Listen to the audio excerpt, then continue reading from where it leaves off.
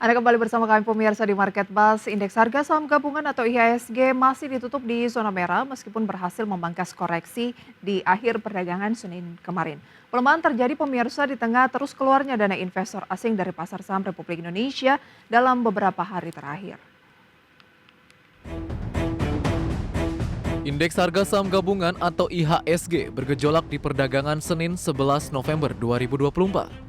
Dibuka di zona hijau di level 7.287 dan sekaligus level tertinggi intraday, IHSG langsung tumbang di atas 1% ke 7.182 di sesi 1. Di penutupan sesi 2, IHSG mampu memangkas pelemahan, akhirnya ditutup turun 0,28% dan kembali ke 7.200-an, tepatnya di 7.266,46.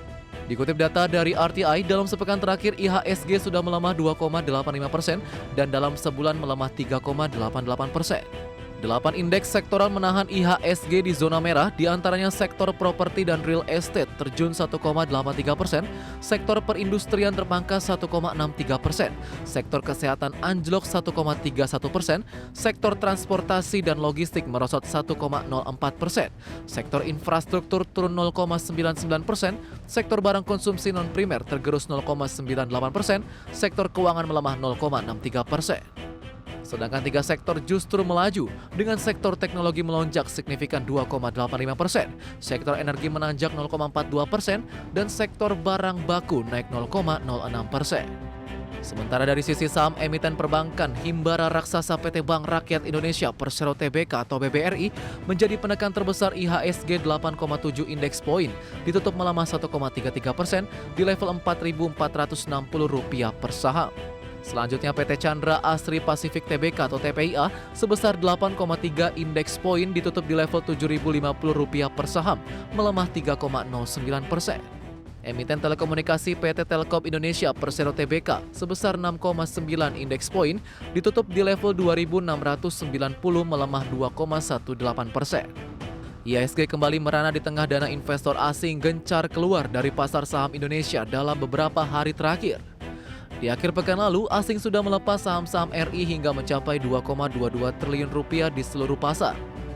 Bahkan sepanjang pekan lalu, asing sudah melego hingga Rp4,5 triliun. Dalam sebulan, investor asing mencatatkan net foreign sale sebesar Rp7,43 triliun di semua market, di mana Rp6,04 triliun dari pasar reguler dan Rp1,39 triliun berasal dari pasar nego dan tunai. Catatan ini membuat IHSG terancam akan dominan berada di zona merah di sepanjang November, apalagi didorong data ekonomi yang melemah. Jika melihat track record pergerakan IHSG di November dalam 10 tahun terakhir, IHSG selalu berada di zona merah di November. Tak menutup kemungkinan jika pada tahun ini IHSG akan kembali ditutup di zona merah di November 2024. Di lain sisi, tampaknya asing mulai kembali ke pasar saham Amerika Serikat setelah Donald Trump resmi memenangkan pemilihan presiden Amerika di 2024. Berbagai sumber IDX Channel.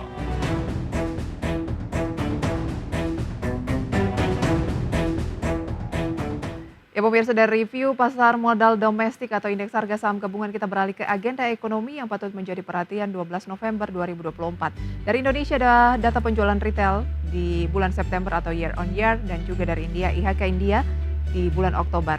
Kemudian dari Amerika Serikat ada laporan bulanan OPEC. Ya, kemudian dari Eropa ada IHK Jerman di bulan Oktober dan year on year. Beralih pemirsa ke agenda emiten ataupun dari Bursa Efek Indonesia, ada IPO PT Newport Marine Service Tbk atau dengan kode saham BOT atau BOAT. Nanti akan kita simak pemirsa seperti apa seremoninya dan juga pembukaan perdagangan sesi 1. Kita ke agenda berikutnya, ada PNBS, RUPS, berikut juga UNTD, Smart X dividen tunai, Aviakum dividen tunai, Budikum dividen tunai, TBL Akum dividen tunai, dan TB DPS dividen tunai.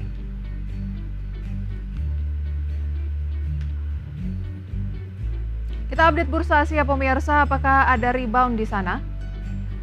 Hanya Nikkei Jepang yang naik 0,47%, Straits Times Kospi Hang Seng kompak bergerak di teritori negatif, Hang Seng turun 1,45%.